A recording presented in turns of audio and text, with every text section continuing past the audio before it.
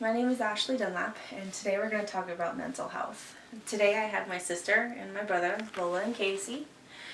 And so first things first is I want to start off with asking you guys a question. And that question is, how many of you actually ignore your mental health? It's okay to raise your hand because truth be told, it's actually pretty common. And a lot of us find ourselves stuck in that rabbit hole and we don't know how to get out. So today we're going to talk about why it's beneficial for us to actually pay attention to it and make it our number one priority. So first I want to start off with how it can affect our body. And how it can do that is it's actually affecting our psychological state and our physical state while we aren't paying attention to it. It can lead to depression, which can lead to an eating disorder, and it can lead to stress, which is actually known to cause a stroke or a heart attack, which is why we really need to pay attention to it. And it actually stems from our childhood and learning how to handle situations. Sometimes as adults we get stuck in a situation and we don't know how to handle it, and we get stuck in that rabbit hole like I had just mentioned previously. Now that we talked about how it can affect our body, which there's actually many ways it can affect our body, those are just the two. We're going to talk about coping mechanisms.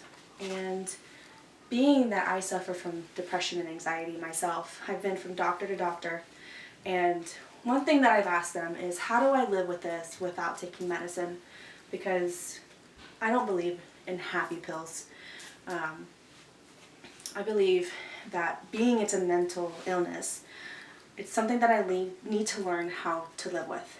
And first coping mechanism that my doctor could have mentioned that has worked for me tremendously is finding a hobby and keeping yourself busy.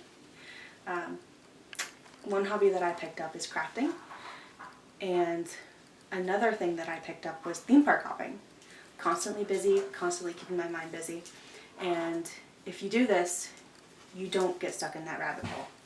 And you learn that life is positive and there's things to look forward to. Another thing that I have learned is deep breathing. If you breathe in, you hold it for 5 seconds, you breathe out.